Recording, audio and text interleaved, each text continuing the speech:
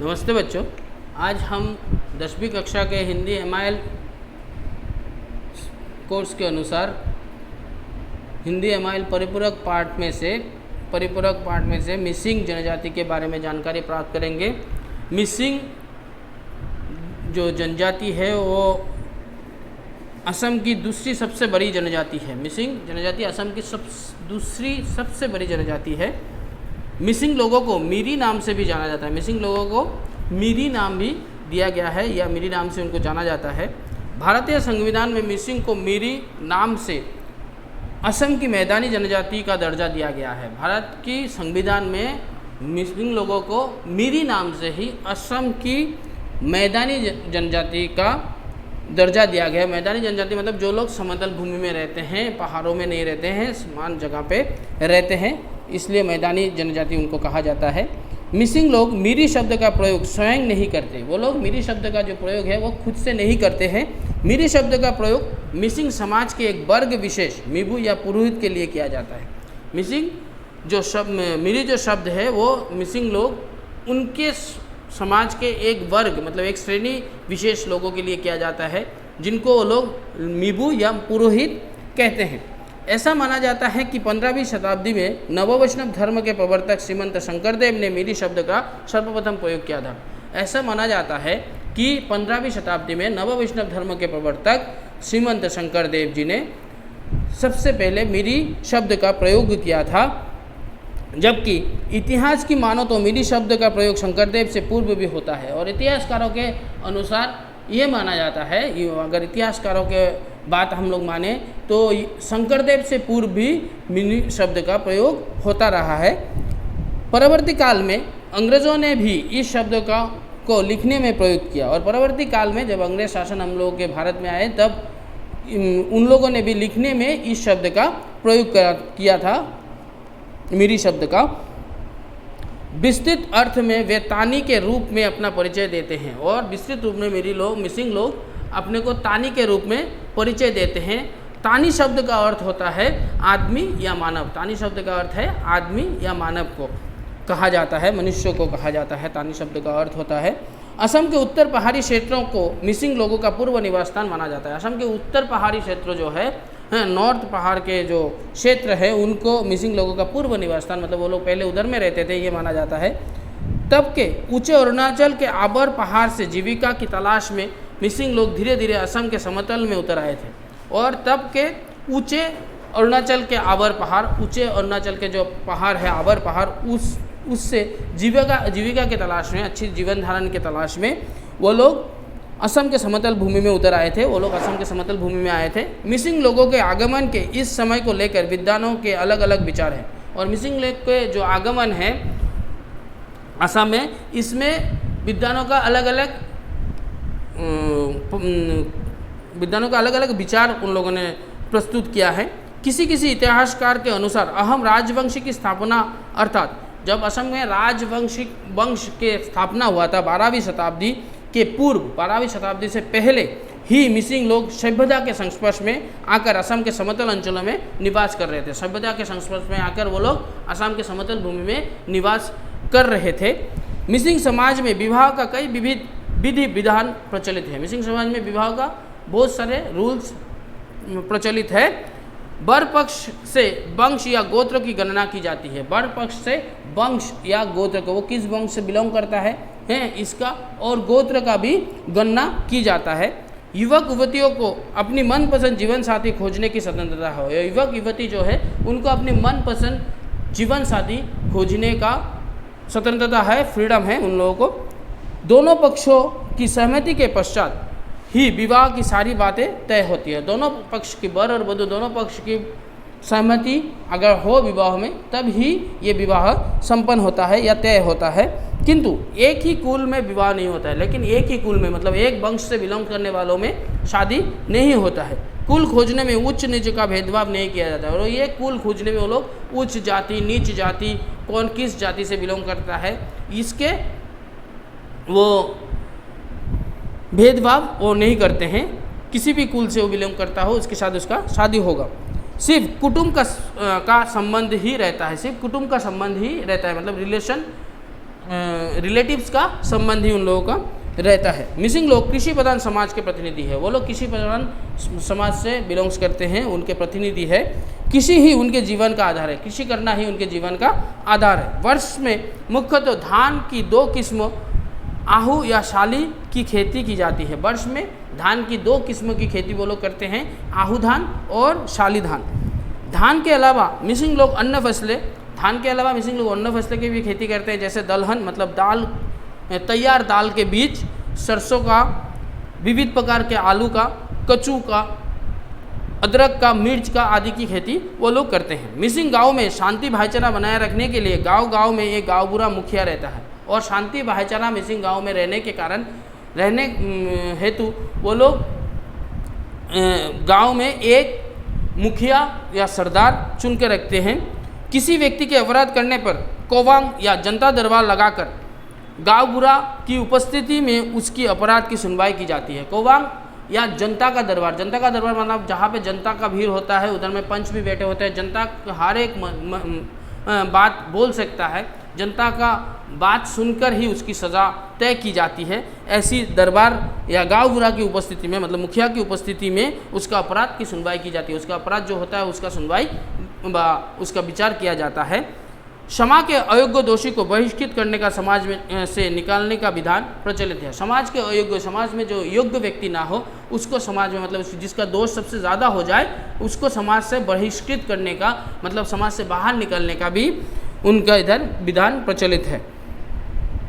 ऐसे कोबांग या सुनवाई का आयोजन मुरंग घर अथवा गांव बुरा के आंगन में होता है। ऐसे कोबांग मतलब ऐसे जनता दरबार का आयोजन मुरंग घर मतलब उन लोगों के गांव बुरा के आंगन में, गांव बुरा के जो घर के आंगन है उधर में किया जाता है। मिसिंग लोगों का सांस्कृतिक परिचय उनके परिधान पहनावे से मिलता है। उनका जो सांस्कृतिक है, उनका जो कल्चर है उसका परिचय उनका परिधान में, उनके वस्त्रों में हैं, उनके पहनावे में मिलता है। पुरुष परंपरागत मतलब ट्रेडिशनली वो लोग मिबू गालुक,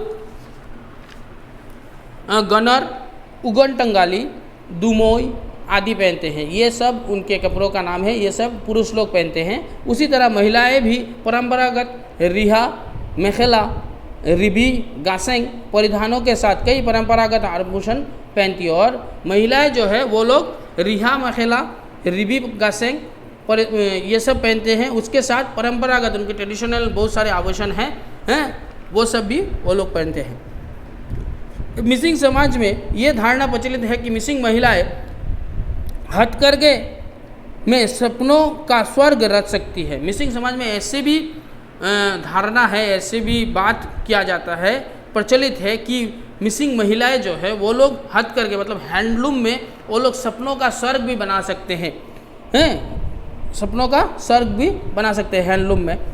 वन की पक्षी, हिरन, मछली आदि की रंग बिरंगी छवि मिसिंग महिला बुनकरों के निपुण हाथों में बंदी हो जाती है। वन की पक्षी वो बना सकते हैं हाथों में, हाथ से। हिरन, मछली आदि की रंग बिरंगी, उनमें रंग भी करते हैं वो लोग, रंग बिरंगी छवि मिसिंग महिलाओं बुनकरों मतलब जो लोग ये सब काम करते हैं, हैंडलूम का जो लोग काम करते हैं उनके निपुण हाथों में बंदी हो जाता है।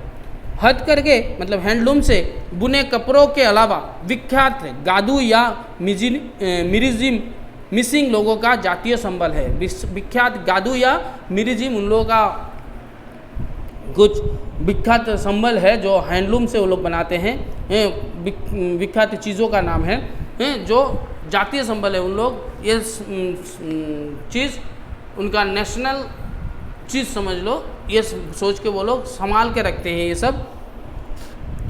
मिसिंग लोग महापुरुष या शैव शक्त तांत्रिक और विशेषकर कैवलिया या रात्रि सेवा धर्म पंथ को मानते हैं। मिसिंग लोग महापुरुष या महापुरुष लोगों को भी मानते हैं।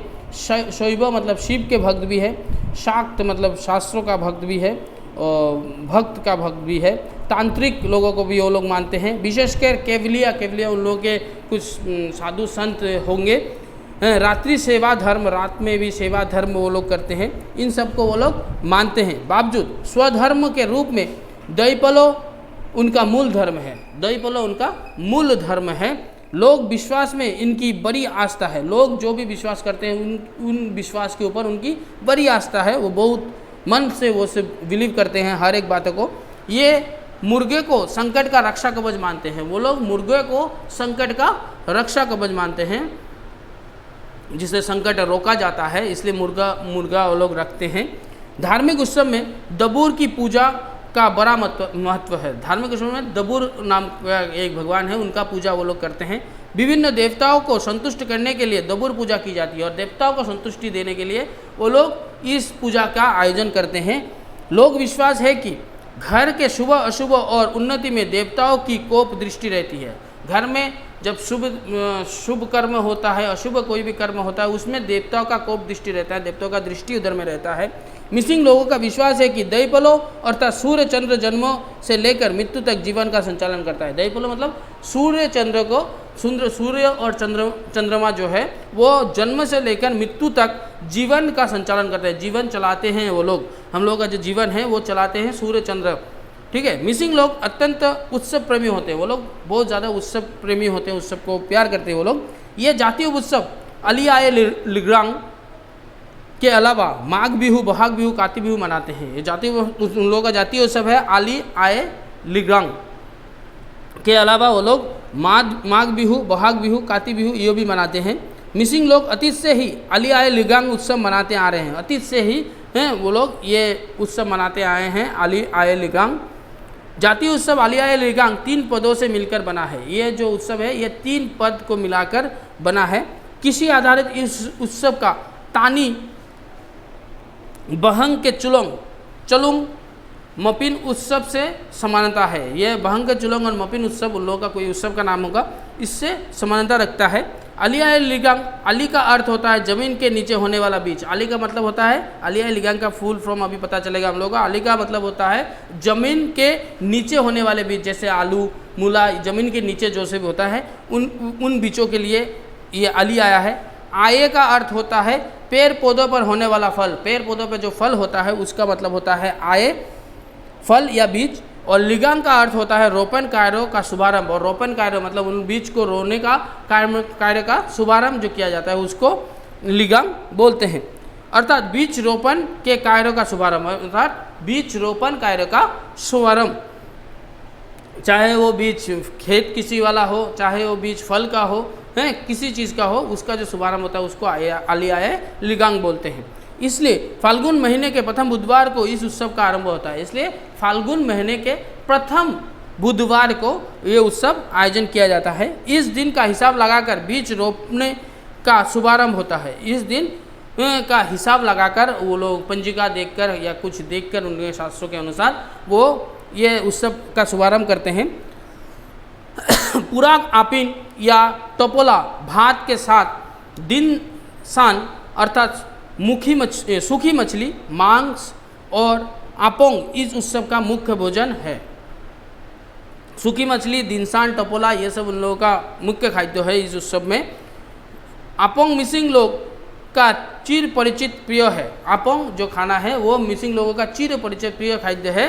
अली आए लिगांग के दिन गृहस्थ आपोंग और लिगांग सर्वप्रथम देवता और बड़े बुजुर्गों को अर्पित करते हैं। आपोंग और लिगांग वो लोग सबसे पहले बड़े बुजुर्गों को, मुखिया को, देवता को सबसे पहले अर्पित करते हैं, देते हैं।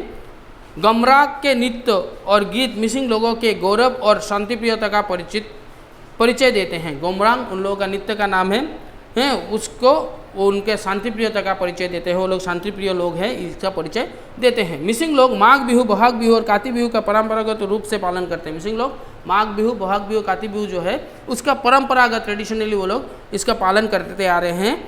लौकिक साहित्य के दृष्टि से मिसिंग भाषा अत्यंत समृद्ध है। लौकिक साहित्य की दृष्टि से अगर देखा जाए तो मिसिंग भाषा अत्यंत समृद्ध मतलब सफल भाषा है। वर्षों से अलिखित रूप में चले आ रहे गीत बोली को वर्तमान में लिखित रूप देने की चेष्टा की जा रही है। बहुत दिनों से ये अलिखित है, इन भाषा से कुछ भी लिखा नहीं गया है, लेकिन वर्तमान में इसको लिखित रूप देने की कोशिश की जा रही है। मिसिंग भाषा चीनी तिब्बती भाषा परिवार के तिब्बत बर्मी शाखा के अंतर्गत आती है। मिसिंग भाषा जो है वो चीनी तिब्बती भाषा के हैं, तिब्बत बर्मी शाखा के ब्रांच के अंतर्गत आते हैं, उनके कुल के अंतर्गत आता है। अध्यापक नाहेंद्र पादुन ने मिसिंग भाषा के विकास स्तर को खासकर 3 भागों में विभाजित किया है। नाहेंद्र पाहुन ने मिसिंग भाषा को 3 भाग में विभाजित किया है। यह है आदि स्तर, मध्य स्तर और आधुनिक स्तर। ठीक है, आदि स्तर मतलब पुराने ज़माने का, मध्य स्तर मतलब उनके बीच का, और आधुनिक स्तर मतलब मॉडर्न युग का।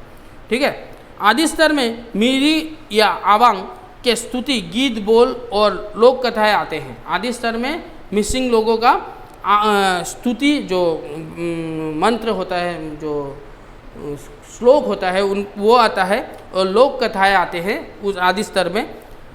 ये आदिम स्तर वर्ष 1886 तक आते हैं। ये आदिम स्तर जो है वो 1886 तक आते हैं। इनका लिखित रूप नहीं था, इनका कोई भी लिखित रूप नहीं था, लिखने में कोई भी कागज़, कोई भी पेपर, कोई भी रचना नहीं था लिखित रूप में। पुरोहित या मिबुओं के श्रीमुख से इसी श्रेणी के गीत, बोल काल दर काल प्रस्फुटित हो रहे हैं। और पुरोहित जो होते हैं, उनके जो साधु संत होते हैं, वो लोग के मुंह से ही ये बानियाँ कहा जाता था। परवर्ती काल में आवांग और पौराणिक गीतों को लिपिबद्ध करने का एक उल्लेखनीय प्रयास सन 1964 में प्रकाशित सुरेंद्र दलई के लेके नित्यम को माना जाता है। और परवर्ती काल में 1964 में प्रकाशित सुरेंद्र दलई के लेके नित्यम को माना जाता है। मध्य स्तर को सन 1886 से 1986 तक की अवधि में समझा जा सकता है।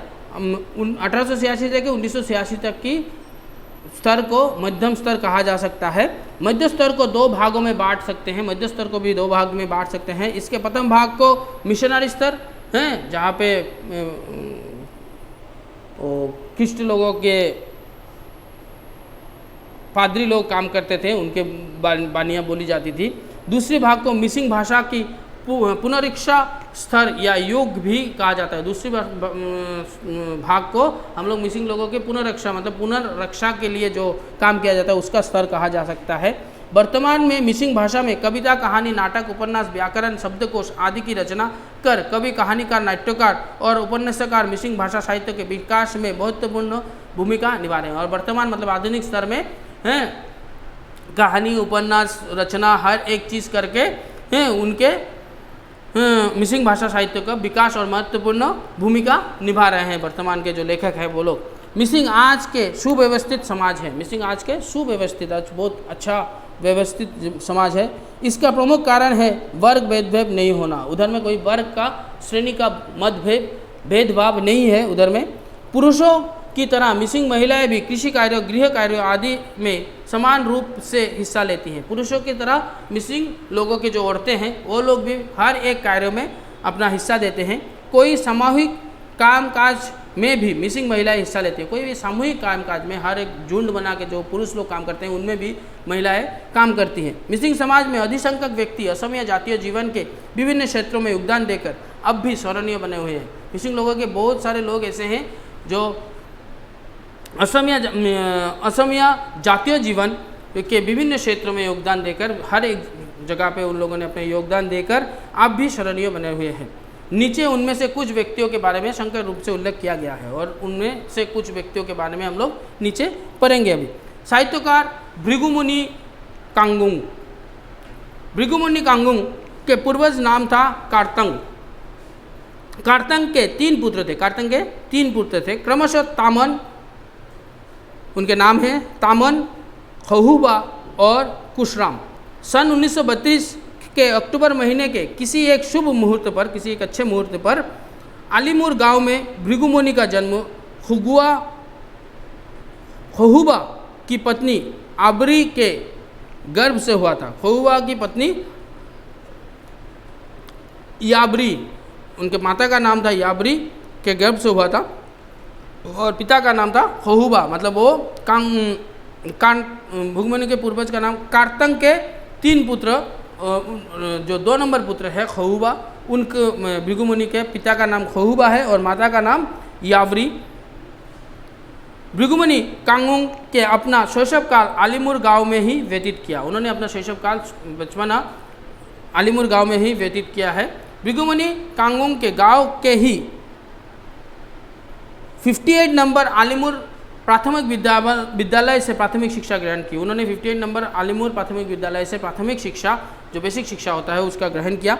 जोरहाट सरकारी बहुमुखी बालक उच्चतर माध्यमिक विद्यालय से उन्होंने सन 1958 में प्राइवेट छात्र के रूप में प्रवेशिका परीक्षा उत्तीर्ण किया था, एंट्रेंस एग्जाम उन्होंने उत्तीर्ण किया था बहुमुखी बालक उच्चतर माध्यमिक विद्यालय जोरहाट के, उनमें उसमें भृगुमुनि कांगुंग बचपन से ही आत्मनिर्भर थे। वो बचपन से ही खुद के ऊपर डिपेंडेंट थे, ठीक है, आत्मनिर्भर थे।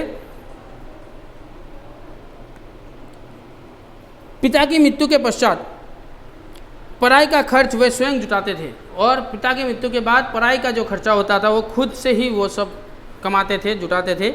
इसलिए वे दिन में अर्थ उपार्जन के उद्देश्य से विभिन्न प्रतिष्ठानों में काम करते और रात के समय कॉलेज में पढ़ाई करते। वो दिन में हर एक प्रतिष्ठान में काम करते, किसी भी कंपनी में काम करते, और रात के समय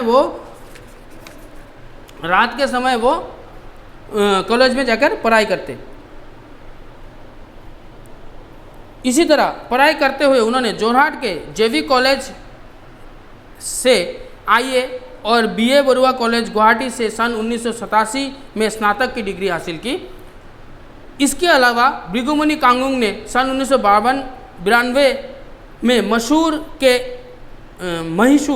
के इंस्टीट्यूट ऑफ इंडियन लैंग्वेज से मिसिंग वयस्क पाठ्यपुस्तक तैयार करने का प्रशिक्षण लिया। इंस्टीट्यूट ऑफ इंडियन लैंग्वेज में उन्होंने मिसिंग वयस्क लोगों के लिए पाठ्यपुस्तक का तैयार करने का प्रशिक्षण लिया था। इस संस्थान से उन्होंने भाषा संबंधी प्रशिक्षण भी लिया। इस संस्थान में उन्होंने भाषा संबंधी भी जो ज्ञान है उसका भी प्रशिक्षण लिया, उनका भी ट्रेनिंग लिया। हाई स्कूल में पढ़ते समय कांगुंग ने असम के प्रथम शहीद पत्रकार कमला सैकिया के साथ मिलकर, शहीद जो पत्रकार थे कमला सैकिया, उनके साथ मिलकर सन 1952 में दिखोमुख में एमई स्कूल की स्थापना की। उधर में एक एमई स्कूल की स्थापना की 1952 में। इसी विद्यालय में उन्होंने बिना किसी वेतन के शिक्षक के रूप में अपनी सेवाएं दी, और इसी स्कूल में उन्होंने किसी वेतन के बिना ही उधर में अपनी शिक्षक बनकर उधर में काम करते रहे। शिक्षक अपनी जो सेवा थी वो दिया, शिक्षक बनकर जो सेवा रहता है वो दिया है उन्होंने। इसके पश्चात सन 1958 में Jorhat vocational collegiate high school Jorhat से शिक्षक के रूप में जुड़े, और वोकेशनल हाई स्कूल में वो लोग शिक्षक के रूप में जुड़े उधर में। इसी अवधि में उन्होंने जोरहाट इंडस्ट्रियल इंस्टीट्यूट में इंस्ट्रक्टर के पद पर भी कुछ दिन नौकरी की, और उसी समय उन्होंने जोरहाट के इंडस्ट्रियल इंस्टीट्यूट में इंस्ट्रक्टर मतलब प्रशिक्षक के रूप में भी कुछ दिन नौकरी की। भृगुमुनि कांगुंग जोरहाट सरकारी बहुमुखी बालक उच्चतर माध्यमिक विद्यालय में सन 1964 से सन 1966 तक 3 वर्षों तक शिक्षक की नौकरी की। उधर में उन्होंने शिक्षक की नौकरी भी की। भृगुमुनि कांगुंग ने ससम्मान सन 1990 में अवकाश ग्रहण किया, मतलब रिटायरमेंट ग्रहण किया उन्होंने 1990 में। भृगुमुनि कांगुंग का असमिया काव्य साहित्य में अपरिसीम अवदान है। असमिया काव्य साहित्य में उनका अपरिसीम अवदान है, जिसका कोई सीमा ना हो, ऐसे अवदान किया है उन्होंने। उनके रचित असमिया काव्य ग्रंथ कविता कली, अनाहुत, मन बन्नीर जुई और कविता कुसुम ये है। कविता कली नामक ग्रंथ की रचना उन्होंने 7वीं कक्षा में पढ़ते समय ही की थी। कविता कली नामक ग्रंथ की रचना उन्होंने 7वीं कक्षा में, जब क्लास 7 में पढ़ते थे तब की थी। भृगुमुनि कांगुंग द्वारा रचित सबसे लोकप्रिय काव्य ग्रंथ अनाहुत है। उनके लोकप्रिय काव्य ग्रंथ का नाम है अनाहुत। अनाहुत काव्य ग्रंथ के लिए सन 1971 में भारत के राष्ट्रपति ने उन्हें पुरस्कृत किया था। भारत के राष्ट्रपति ने उनको पुरस्कार दिया था। मन बननीर जुई काव्य ग्रंथ के लिए भृगुमुनि कांगुंग को सन 1994 में राष्ट्रपति पुरस्कार से सम्मानित किया गया। 1994 में उनकी लिखी गई है काव्य ग्रंथ मन बननीर जुई नामक ग्रंथ के लिए उनको राष्ट्रपति पुरस्कार भी मिला। भृगुमुनि कांगुंग मिसिंग जनजाति के प्रथम राष्ट्रीय पुरस्कार प्राप्त एक साहित्यकार है। वो मिसिंग जनजाति में प्रथम राष्ट्रीय पुरस्कार प्राप्त एक साहित्यकार है।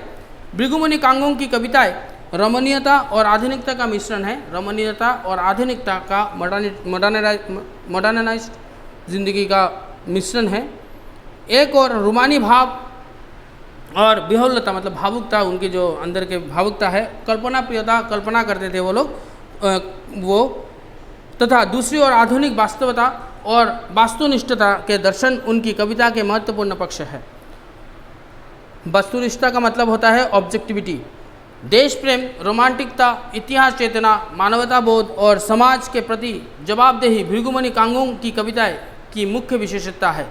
देश प्रेम, रोमांटिकता जिसमें रोमांस हो, है, इतिहास चेतना, इतिहास के बारे में जानकारी, मानवता बोध जिसमें मानव के लिए अच्छा कोई भी कुछ लिखा जाता है, जिसमें मानवता का दृष्टि अच्छा हो, है, मानवता अच्छा हो, ऐसे सोच रखने वाले, समाज के प्रति उनके जवाबदेही, समाज के हर एक क्वेश्चन के वो जवाब देने के ऊपर भृगुमणि कांगुंग की रचनाएं मुख्य विशेषता है। गौरव चेतना और मानवता बोध उनकी कविताओं के जीवन तत्व है। गौरव चेतना और मानवता बोध उनके जीवन के तथ्य है। भृगुमणि कांगुंग ने असमिया के साथ ही मिसिंग भाषा में भी कविताएं लिखी। मिसिंग भाषा में भी उन्होंने बहुत सारी कविताएं लिखी। मिसिंग भाषा में रचित उनकी कविता का संग्रह काकांग मोतम द इंग, उनके कविता संग्रह है काकांग मोतम द इंग। उनके रचित और संपादित ग्रंथों की कुल संख्या 27 है। कुल संख्या उनके 27 है। उनके रचित निबंधों में आवेगिक ऐक्य साधनत श्रीमंत शंकरदेव, आंचलिक भाषा बनाम त्रिभाषा, मिसिंग कृष्टि समूहाभास, भाषा आरु शिक्षार भूमिका, मिसिंग शब्दकोश, मिसिंग लोचन और भृगुमणि कांगुंग और मिसिंग जनजीवन, चिंता विचित्रा इत्यादि है। उन्होंने जो लेख लिखे हैं इनके नाम है इधर। भृगुमणि कांगुंग एक मेधावी निबंध लेखक और प्रसिद्ध लोक संस्कृति के शोधकर्ता थे, रिसर्चर थे, वो लोक संस्कृति के, फोक कल्चर के। असमिया और मिसिंग भाषा साहित्य संस्कृति का गहन अध्ययन और परिचर्या उनके जीवन का व्रत था। इसके अलावा लगभग 500 से अधिक शोध पत्रों और मननशील निबंध विभिन्न पत्र पत्रिकाओं में बिखरे पड़े हैं। शोध पत्र मतलब रिसर्च पेपर और मननशील विचारशील जो निबंध है वो विभिन्न पत्र पत्रिकाओं में प्रकाशित हुआ है उनके। 21 मार्च 2011 को मनीषी मतलब विद्वान साहित्यकार प्रसिद्ध कवि भृगुमणि कांगुंग का निधन हुआ था। 21 मार्च 2011 को उनका निधन हुआ था। शहीद कमला मिरी। अपना मातृभूमि को पराधीनता के चंगुल से मुक्त कराने के लिए जो लोग अपने जीवन को तुच्छ समझकर नौछावर कर गए, उन स्तुत व्यक्तियों की समाज में देवता के आसन पर बिठाकर पूजा की जाती है। जिन्होंने अपनी मातृभूमि के लिए खुद के जीवन को अर्पण किया है, ऐसे लोगों को आज भी समाज के लोग पूजा करते हैं, देवता के आसन में रख के पूजा करते हैं। मातृभूमि को स्वर्ग से भी श्रेष्ठ मानने वाले उन महान शहीदों का मौन बलिदान चुपचाप बलिदान करना भावी पीढ़ियों के लिए स्वच्छंद प्रेरणा का स्रोत बन जाता है। भावी पीढ़ियों के लिए, आज के ज़माने के लिए और आने वाले ज़मानों के लिए ये एक स्रोत की मौन बलिदान भावी पीढ़ियों के लिए स्वच्छंद प्रेरणा, स्वच्छंद मतलब जो खुद के उत्साह से प्रेरणा जुगाती है। ये से स्वर्णिम त्याग, सोने की जैसे त्याग उदाहरण प्रस्तुत करने वाले ऐसे व्यक्तियों में एक प्रमुख थे कमलचंद्र लॉइंग ऐसे व्यक्ति थे जिन्होंने मातृभूमि के लिए अपना जीवन का बलिदान किया था, जो कमल मिरी नाम से जाने जाते हैं। जो कमलचंद्र लॉइंग को ही कमल मिरी नाम से जाना जाता है। सन 1894 में शिवसागर जिले, वर्तमान में गोलाघाट जिला, वर्तमान में अभी इसको गोलाघाट जिला के रंगामाटी मौजा के अंतर्गत ऊपर टेमेरा गांव में कमला मिरी का जन्म हुआ था। वो ऊपर टेमेरा गांव में ही उनका जन्म हुआ था। ऊपर टेमेरा गांव कालक्रम में कई गांवों में विभक्त हो गया था। टेमेरा गांव समय के साथ बहुत सारे गांवों में विभक्त हो गया था और कमला मिरी के जन्म का गांव अब गुलुंग टेमेरा नाम से जाना जाता है और आज उस कमला मिरी जन्म के गांव को गुलुंग टेमेरा नाम से जाना जाता है। कमला मिरी के पिता का नाम सिको लोइंग और माता का नाम मंगली लोइंग था। कमला मिरी के जन्म के गांव सिको लोइंग और पापा का नाम सिको लोइंग और माता का नाम मंगली लोइंग था। उस समय ऊपर टेमेरा गांव में कोई शिक्षण संस्थान नहीं होने के कारण कमला मिरी को औपचारिक शिक्षा ग्रहण करने के लिए भोलागुरी जाना पड़ा और तभी से महान स्वाधीनता सेनानी अपीराम गोगोई के साथ उनकी मित्रता हो गई। महान स्वाधीनता संग्रामी अपीराम गोगोई के साथ उनकी मित्रता हुई थी। जब औपचारिक शिक्षा मतलब फॉर्मल एजुकेशन के लिए वो लोग भोलागुरी नामक जगह पे गए थे, तब उनको मित्रता हुई थी स्वाधीनता सेनानी अपीराम गोगोई के साथ। कुछ लोग का यह भी मानना है कि सोनाराम मित्र नामक एक बांग्ला भाषा जानने वाला व्यक्ति से कमला लोइंग ने शिक्षा प्राप्त की थी। कुछ लोग ऐसे भी मानते हैं सोनाराम मित्र एक बांग्ला भाषा जानने वाला शिक्षक हैं, उनसे उन्होंने शिक्षा प्राप्त की थी। महात्मा गांधी के नेतृत्व में चले स्वाधीनता आंदोलन ने भारतवर्ष के कोने कोने में देश प्रेम का ज्वार फैला दिया था। देश प्रेम का अग्नि छूट गया था महात्मा गांधी के नेतृत्व में स्वाधीनता आंदोलन ने भारतवर्ष के गांव-गांव में ज्वार फैल गया था। समग्र भारतवर्ष के साथ ही असम तथा गोलाघाट जिला तत्कालीन शिवसागर जिला तत्कालीन तब के समय में शिवसागर जिला के कमला मिरी और उनके सहयोगी मिसिंग युवाओं में भी देश प्रेम की अमर बानी ने जोश भर दिया था। और तब के समय ये सब बानियों ने उनके अंदर भी जोश पैदा कर दिया था। कमला मिरी के अंदर उस अमर बानी से प्रेरित होकर एक दो करके सैकड़ों मिसिंग युवा आगे बढ़े और उस अमर बानी को फॉलो करते हुए और उस अमर बानी को से प्रेरित होते हुए वो सैकड़ों मिसिंग युवा देश की स्वतंत्रता में कूद पड़े। कमला मिरी ने नेतृत्व में महुरा मौजा के बंकुबाल अंचल से बिकीराम मिरी, बेजिया लोइंग, भुटाई लोइंग, धातुराम पेगू, बोंदा लोइंग, शुभाराम मिरी आदि स्वाधीनता आंदोलन में कूद पड़े। उनके नेतृत्व में, उनके लीडरशिप में ये बाकी लोग भी स्वाधीनता आंदोलन में कूद पड़े थे। रेल मोटरगाड़ी की छोड़िए, रेल मोटरगाड़ी तो आजकल दिखाई देता है, तब के ज़माने में ये सब नहीं था भी तो कम था। तो रेल मोटरगाड़ी की छोड़िए, उस समय सड़क यातायात भी सुगम नहीं था, अच्छा नहीं था। सड़क से यातायात करना भी अच्छा नहीं था उस समय। ऊपर टेमेरा से गोलाघाट पहुंचने तक 20 मील से अधिक सड़क पैदल नापना पड़ता था। 20 मील हैं, 20 माइल से भी ज़्यादा सड़क को नापना पड़ता था, मतलब सड़क क्रॉस करके आना पड़ता था पैदल। उस समय इतनी कठिन सड़क यात्रा कर केंद्रीय कमेटी के साथ संपर्क बनाना अति दुस्साहस का काम था। उस समय केंद्रीय कमेटी के साथ मिलना, मतलब स्वतंत्रता संग्रामी लोगों के साथ मिलना बहुत बड़ी बात था। ये 20 मील का पैदल चल के आकर फिर मिलना, किंतु शरीर के रोम रोम में खून की बूंद बूंद में प्रवाहित देश प्रेम के आगे ऐसे कष्ट का कोई विशेष महत्व नहीं है। शरीर के रोम रोम में, उनके शरीर के हर एक रोम में देश प्रेम का भावना जागृत हो गया था, जिसके कारण ये 20 मील की दूरी भी उनको कम लगने लगा था। उस समय ऊपर टेमेरा से लेकर गेलाबिल के उत्तरी हिस्से के गांव अफीम, भांग आदि मादक द्रव्यों से भरे पड़े थे और गोलाबिल और उत्तरी हिस्से के हर एक गांव में अफीम और मादक द्रव्यों से, भांग आदि मादक द्रव्यों से भरे पड़े थे। बुरे बुजुर्ग आज भी स्वीकार करते हैं कि अफीम से भरे ऊपर टेमेरा गांव का अफीम से मुक्त होना कमला मिरी के सहयोगी के देन है। उनके जो सहयोगी थे उनके ही देन है कि अफीम से मुक्त करवाने के लिए उन लोगों ने उन अफीम के जंगलों को, भांग के जंगलों को नष्ट कर दिया था।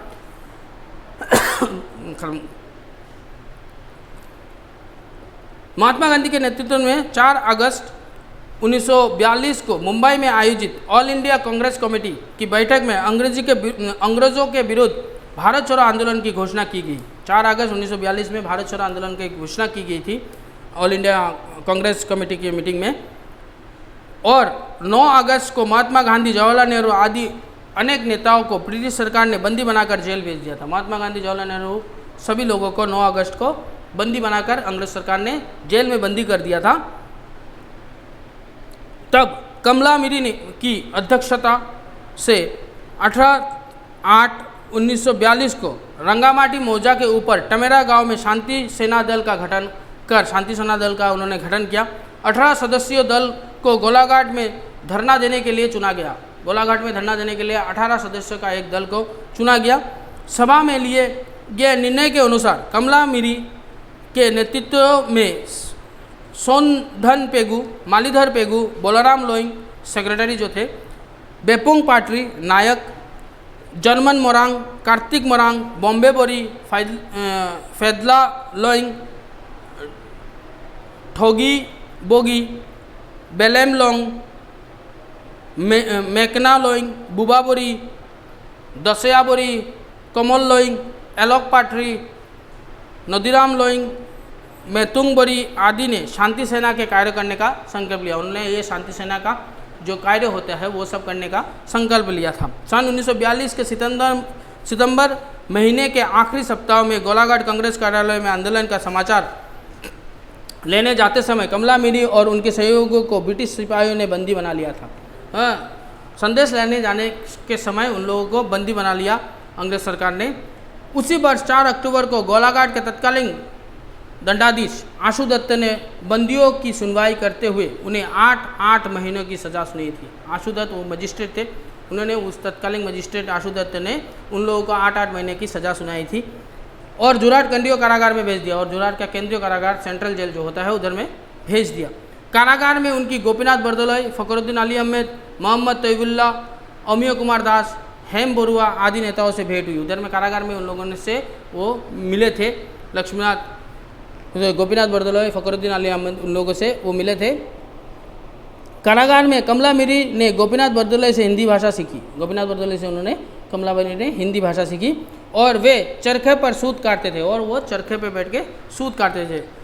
कारागार में बंदी जीवन बिताते समय कमला मीरी का स्वास्थ्य बिगड़ने पर उन्हें कारागार के अस्पताल में भर्ती कराया। उनका स्वास्थ्य बिगड़ने के कारण उनको कारागार के जेल के ही अस्पताल में भर्ती करवाया गया था। इस महान देश प्रेमी ने सन 1943 के 22 अप्रैल की मध्य रात्रि 12:30 बजे सभी को रुलाकर मृत्युवरण कर लिया था। 22 अप्रैल को 1943 के 22 अप्रैल को उन्होंने मध्य रात्रि में 12:30 बजे में उनका जीवन त्याग दिया था। फिर है मिसिंग संस्कृति के पितामह, ग्रैंडफादर जिसे कहा जाता है, एरामबरी। मिसिंग संस्कृति के पितामह एरामबरी का जन्म ब्रिटिश प्रशासन के अधीन नेफा के अंतर्गत, नेफा अलंग में है, नेफा के अंतर्गत ओयांग गांव में सन 1877 को हुआ था। 1877 को नेफा गांव में उनका जन्म हुआ था। एरामबरी की माता का नाम मंडली बरी तथा पिता का नाम ताकिर बरी था। माता का नाम मंगली बरी और ताकिर बरी था। उस समय गांव के आसपास कई विद्यालय नहीं था, गांव के आसपास कोई भी विद्यालय नहीं था। उन्होंने अपने गांव के 30-35 किलोमीटर निचले के पुराने मुरकंग सेलेक के अंतर्गत मेसा की प्राथमिक विद्यालय में 4ठी कक्षा तक अध्ययन किया था। मेसा की प्राथमिक विद्यालय में उन्होंने 4ठी कक्षा तक पढ़ाई किया था, क्लास 4 तक। इतिहास के पन्नों में विलुप्त हो जा रही मिसिंग कला संस्कृति, ठीक है, फोक कल्चर के संरक्षण का कार्य एराम बरीदेव ने सन 1950 के बहुत पहले ही आरंभ कर दिया था। संस्कृति को, फोक कल्चर को कार्य समृद्ध बनाने का कार्य उन्होंने 1950 में शुरू कर दिया था। 1952 से कला प्रेमी कुछ युवक युवतियों को साथ लेकर मिसिंग के मूल्यवान नित्यम, चोल्लया, लौरोली, लोले, काबांग, टोम्बो, टोकांग, ब्रिनी, मिबुआवांग इत्यादि के पद्धतिबद्ध मतलब सिस्टमाइज वे से चर्चा, संरक्षण मतलब उसका हिफाजत और संवर्धन मतलब उसको उन्नत बनाने की कार्य हाथों में ले लिए थे। उनका सहयोग करने वाला 15 युवक युवतियों से भी अधिक का एक दल था। उनका संरक्षण करने वाला, उनका मदद करने वाला, उनका सहयोग करने वाला, संरक्षण नहीं, सहयोग करने वाला 15 युवक युवतियों से भी अधिक का दल था।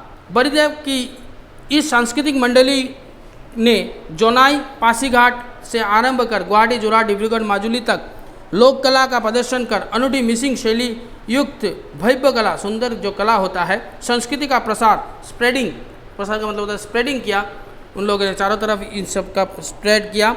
सराहनीय है कि मिसिंग संस्कृति के साधक बरीदेव ने 5 युवतियों के सहयोग से पद्धतिबद्ध सिस्टमाइज हुए से रूप से लिगांग लेले गुमरांग नृत्य का प्रदर्शन कर मिसिंग कला को नया रूप दिया। मिसिंग कला को उन लोगों ने एक नया सा रूप दिया है। इसके अलावा एराम बरीदेव ने तत्कालीन मुरकंग सेलेक अंचल के पिछड़े गांवों के, जो लोग अभी भी आधुनिक युग से पीछे हुए थे, ऐसे गाँव में घूम कर पढ़ाई लिखाई, साफ सफाई, ग्रामीण समाज की आपसी सहयोग से कार्य करना, प्रचलित सामाजिक कुरीतियों को दूर करने इत्यादि के साथ ही ऊंच नीच का भेदभाव किए बिना ग्रामीण समाज के साहित्य सबल रूप में जीवित रखने के लिए कार्य योजनाओं का नेतृत्व किया।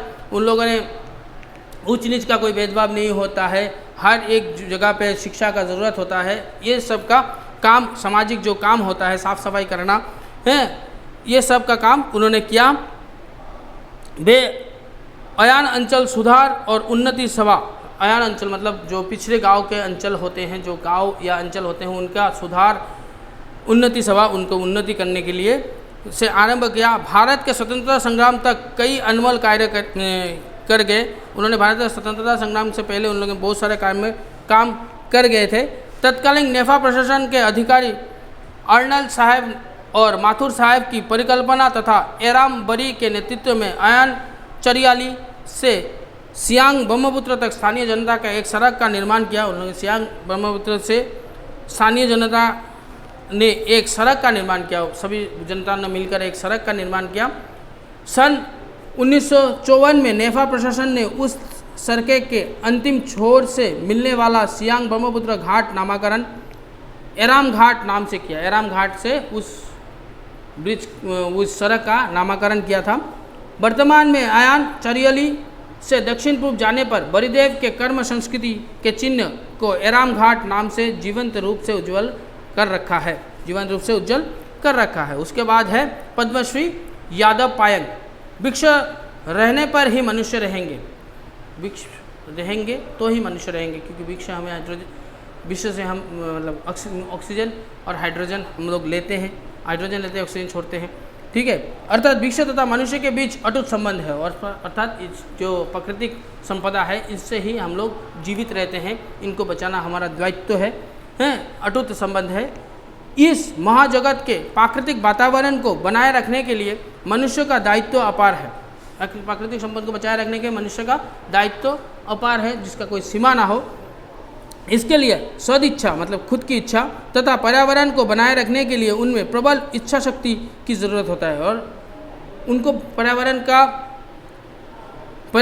को बनाए रखने के लिए, पर्यावरण को अच्छा रखने के लिए प्रबल इच्छा शक्ति की ज़रूरत होती है। इस महान दायित्व का निर्वहन करते हुए समग्र पृथ्वी के मानव समाज को प्रकृति के सुरक्षा के लिए वाणी प्रदान करते हैं। तो जुराट के कोकिलामुख के 1 नंबर गांव निवासी सिर्फ 10वीं कक्षा तक पढ़ाई करने वाले यादव मोलाई पायंग आए थे।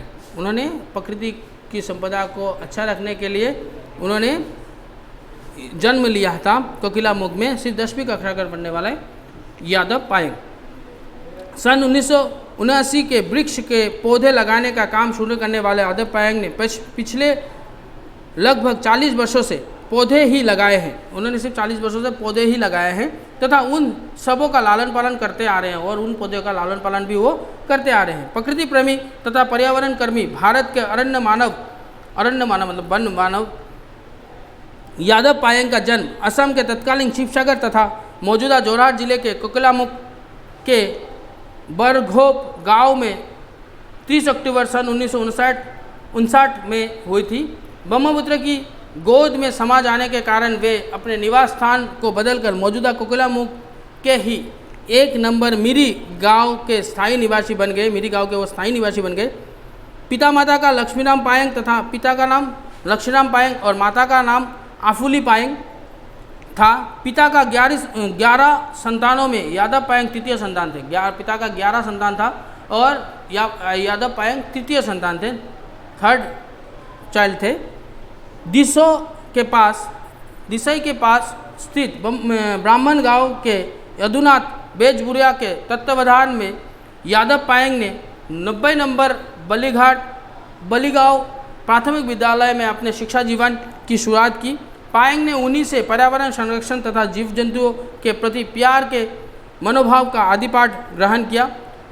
पर्यावरण और संरक्षण, पर्यावरण की सुरक्षा, हिफाजत और जीव जंतु के प्रति प्यार का मनोभाव उन्होंने उधर से ही ग्रहण किया। 10वीं कक्षा कर पढ़ने वाले पायंग प्रवेशिका परीक्षा एंट्रेंस एग्जाम दिए बिना घर लौट आए थे। उन्होंने प्रवेशिका परीक्षा दिए बिना ही अपने घर लौट आए थे। घर लौटकर उन्होंने देखा कि औना चापरी मतलब चर में ब्रह्मपुत्र के जो बैंक होता है, चर जो होता है, उधर पर बाढ़ ब्रह्मपुत्र की बाढ़ से किनारे पर आए सांप, मेंढक समेत असंख्य जीव जंतु की प्रखर धूप से मौत हो चुकी थी।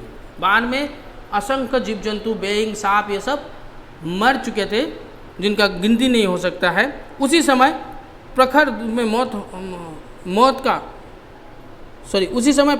में मौत का क्षण गिन रहे असंख्य असहाय सांपों पर उनकी नज़र पड़ी। असंख्य असहाय सांपों के ऊपर उनकी नज़र पड़ी।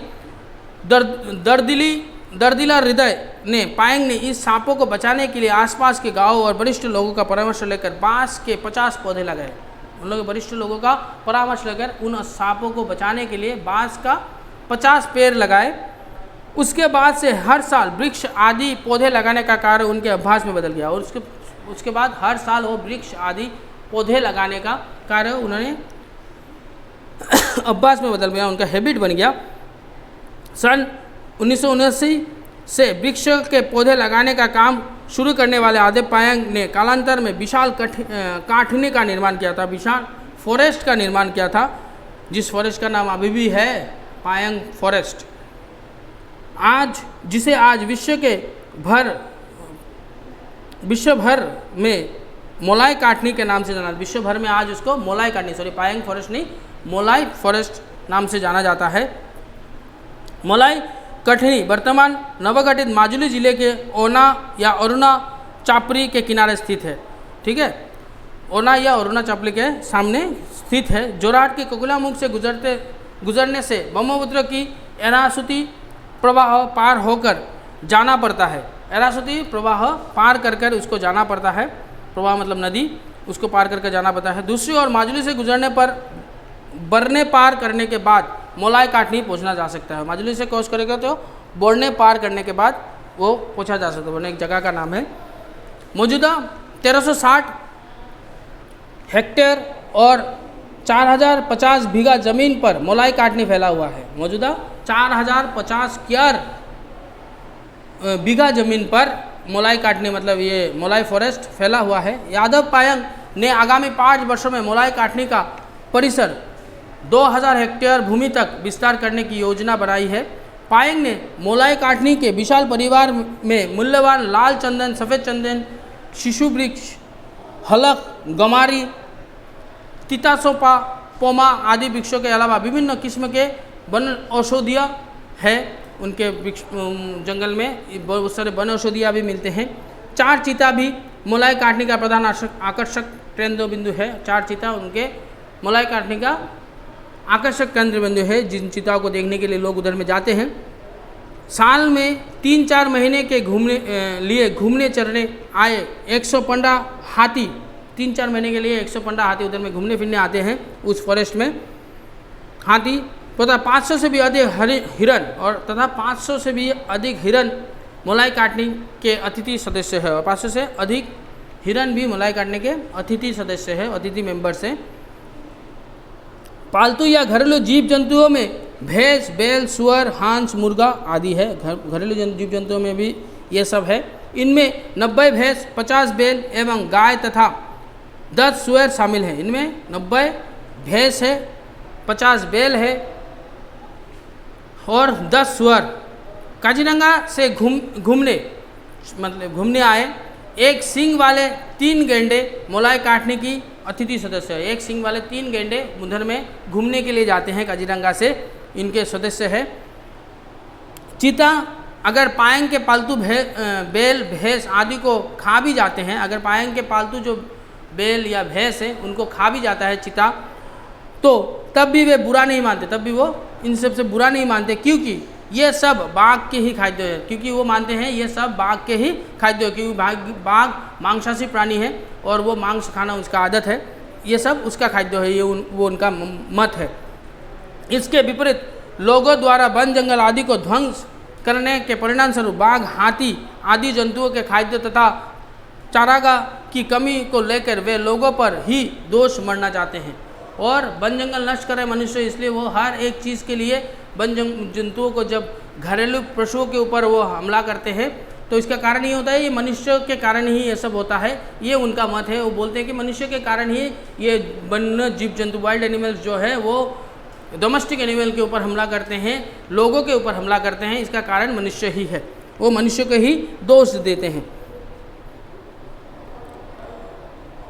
गिद्ध, शामुक भंगा, बगुला, हुदू, बर्टोकोला, शापली हंस, कौआ, कामचिड़िया, बादुली, कोपो आदि विभिन्न परिभ्रमी पक्षियाँ, उधर में बहुत सारे विजिटर्स पक्षी या परिपूर्ण पाएंगे कि मलाई काटनी को एक बड़ा परिवार है। ये सब मिलाकर मलाई काटनी एक बड़ा परिवार है। उनका कहना है कि उनसे मिलने आए आगंतुक, आगंतुक का मतलब होता है विजिटर, सॉरी मैंने पक्षियों के ऊपर ये बोल दिया था, वो पक्षियाँ उधर में रहते हैं तो आगंतुक अगर उन्हें गमोछा पहनाने के बदले, वो आगंतुक उधर के जो विजिटर आते हैं आके उनको गमछा पहनाते हैं, उनको फेलिसिटेट करते हैं, पहनाने के बदले मलाई काटने में जाकर एक एक वृक्ष के पौधे लगाते हैं तो वे बहुत सुखी होंगे। ये उनका कहना है कि अगर मुझे आकर कोई भी चादर या गमछा देने के बजाय अगर कोई जाकर उसमें एक वृक्ष, पेड़ या पौधा लगाएगा तो उससे मुझे खुशी महसूस होता है। पालतू बैल, भैंस आदि बाबत वे सालाना 3,000 रुपये कर तौर पर सरकार को देते हैं। 3,000 रुपये वो सालाना सरकार को देते हैं टैक्स के रूप से। पर्यावरण की सुरक्षा के लिए यादव मोलाई पायंग द्वारा क्रियान्वित महान कार्यों के प्रतिदान स्वरूप सन 1912 में नई दिल्ली स्थित जवाहरलाल नेहरू विश्वविद्यालय ने उन्हें भारत का अरण्य मानव, फॉरेस्ट मैन ऑफ इंडिया उपाधि से नवाजा था। उनको फॉरेस्ट मैन ऑफ इंडिया उपाधि दिया गया है। उसी साल भारत के तत्कालीन राष्ट्रपति डॉक्टर APJ अब्दुल कलाम ने 250 लाख रुपया सहित उन्हें हीरा खोदित पुरस्कार प्रदान किया। 22 नवंबर 2012 को पेरिस में आयोजित UN ग्लोबल कॉन्फ्रेंस में उनका अभिनंदन किया गया। प्रकृति के नीरव साधक यादव पायंग को सन 2005 में भारत सरकार ने भारत के चतुर्थ सर्वप्रथम नागरिक पुरस्कार पद्मश्री से नवाजा था उनको 2015 को। वे अब तक चीन, ताइवान, श्रीलंका, अरब के दोहा, स्विट्जरलैंड, फ्रांस, बांग्लादेश आदि देशों में आमंत्रित तथा सम्मानित हो चुके हैं। इन सब जगह में उनको आमंत्रित किया गया है, सम्मान दिया गया है। इसके अलावा मिसिंग समुदाय के और कई पुरोधा व्यक्ति हैं और भी बहुत सारे महान व्यक्तित्व है। उदाहरण स्वरूप मिसिंग समाज के प्रथम वन अधिकारी महिचंद्र मिरी है। वन अधिकारी जो थे वो महिचंद्र मिरी है उनका नाम, जिनके लिए काजीरंगा को विश्व मानचित्र में जगह मिली, जिनकी वजह से ही काजीरंगा को आज विश्व मानचित्र में जगह मिली है।